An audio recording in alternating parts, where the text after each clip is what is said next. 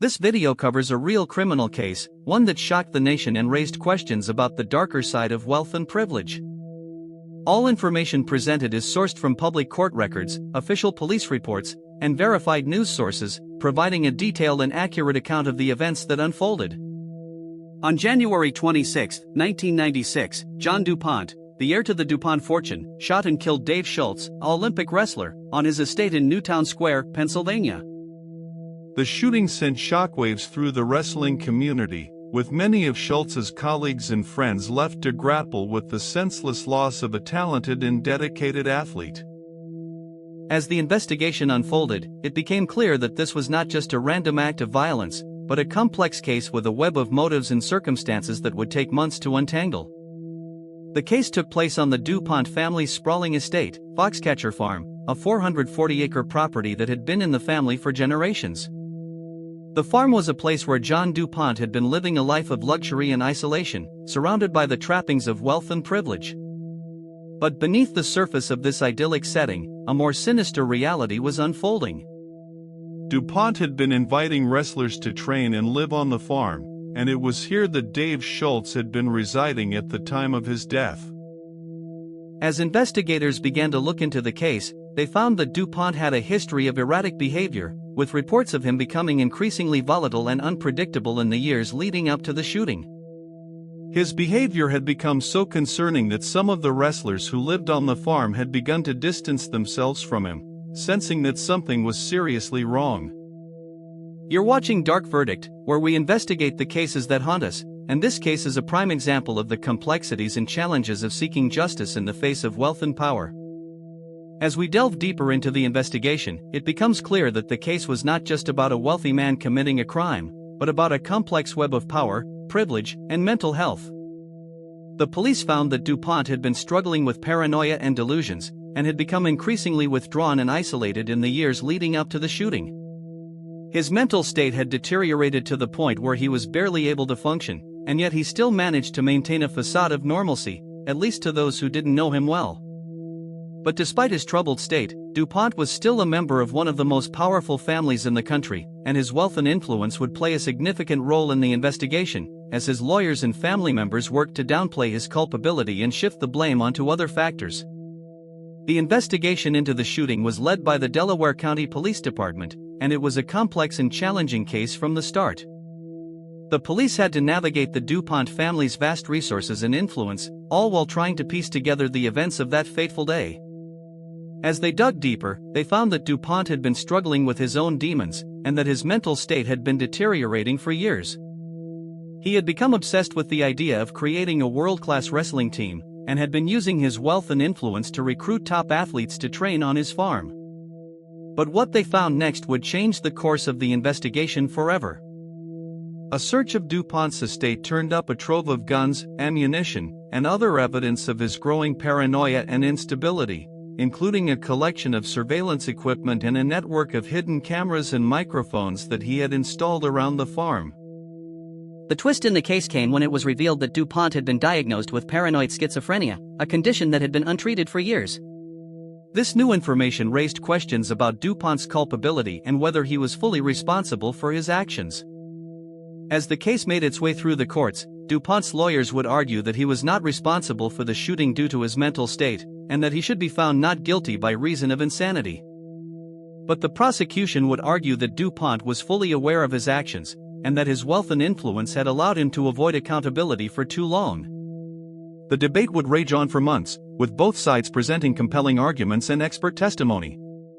The shooting itself was witnessed by Nancy Schultz, Dave's wife, who was inside their home on the estate when she heard the gunshots.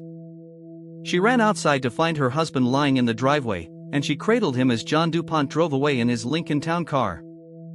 Patrick Goodale, DuPont's security consultant, had been sitting in the passenger seat of the vehicle during the shooting and later provided critical testimony about what he saw that day. According to Goodale, DuPont had driven to the Schultz residence without any warning, rolled down his window, and fired 3 shots at Dave Schultz as he worked on his car radio in the driveway. Goodale stated that there had been no argument or confrontation beforehand, that DuPont simply pointed the revolver and pulled the trigger. This eyewitness account would become one of the most damning pieces of evidence against Dupont at trial, making it far harder for his defense team to argue that the killing had been anything other than deliberate. Where it stands today, the case is still a haunting reminder of the dangers of unchecked power and privilege. John du Pont was ultimately convicted of third-degree murder and sentenced to 13 to 30 years in prison, a sentence that many felt was too lenient given the severity of the crime. He died in prison in 2010, but the legacy of the case lives on, serving as a cautionary tale about the corrupting influence of wealth and power. The Dupont family's reputation was forever tarnished by the shooting, and the case raised important questions about the accountability of the wealthy and powerful. It also highlighted the need for greater awareness and understanding of mental health issues, and the importance of providing support and treatment to those who are struggling. Dave Schultz was far more than a victim in a headline. He was one of the most accomplished freestyle wrestlers in American history, having won a gold medal at the 1984 Summer Olympics in Los Angeles in the 74-kilogram weight class. Beyond his Olympic triumph, Schultz earned gold at the 1983 World Championships in Kiev and collected numerous national titles throughout the 1980s. He was known throughout the wrestling community not just for his skill on the mat but for his generosity as a coach and mentor to younger athletes. At the time of his death, Schultz was 36 years old and had been serving as an assistant wrestling coach while continuing to train at Foxcatcher Farm. He and Nancy had 2 children, Alexander and Danielle, who were both on the estate the day their father was killed. Dave's younger brother, Mark Schultz, also had a deep and complicated connection to Foxcatcher Farm. Mark had won his own Olympic gold medal in wrestling at the 1984 Los Angeles Games in the 82-kilogram division, and Dupont had recruited him to the estate in 1987. For several years, Mark lived and trained at Foxcatcher under Dupont's sponsorship, but the relationship soured as Dupont's behavior grew more erratic and controlling. Mark later described incidents where Dupont would burst into the wrestlers' living quarters unannounced, sometimes carrying firearms, and make bizarre demands of everyone present. By 1988, Mark had left Foxcatcher Farm, eventually moving on to pursue coaching opportunities elsewhere. He would later say that leaving the estate when he did may well have saved his life. Those who studied John du Pont's background pointed to several turning points in his decline. His mother, Jean Lisette Austin Dupont, had been a dominant figure in his life, a competitive equestrian who maintained strict control over the family estate and over her son's daily activities. When Jean died in 1988, those around John noticed a rapid and dramatic change in his behavior. He converted his mother's horse farm into a wrestling training center, tearing out the stables and constructing a sprawling athletic facility on the grounds. He also began styling himself as the Golden Eagle of America and insisted that athletes and staff address him by that title. Former residents of the estate recalled that he acquired an armored personnel carrier and would sometimes drive it across the grounds at odd hours of the night, a sight that disturbed everyone who witnessed it. After the shooting on January 26, Dupont retreated into his mansion and refused to surrender. What followed was a tense 2-day standoff between Dupont and a large contingent of law enforcement officers who surrounded the Foxcatcher estate. Negotiators attempted to make contact by telephone, but Dupont was largely unresponsive, speaking only in brief and disjointed sentences when he did pick up. On the second day, authorities devised a plan to force him out by shutting off the heat and electricity to the mansion during the freezing January cold. When Dupont eventually stepped outside to inspect a problem with his heating system, a tactical team moved in quickly and took him into custody without further violence.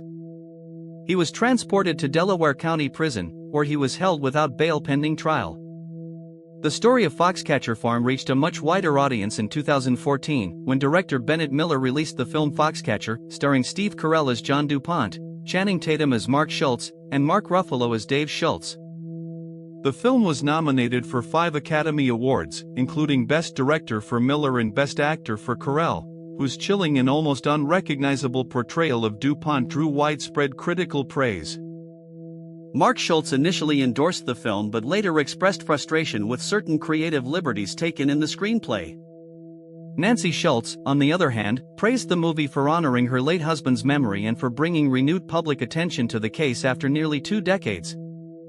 Subscribe to Dark Verdict, where we explore the cases that haunt us and examine the complexities and challenges of the justice system.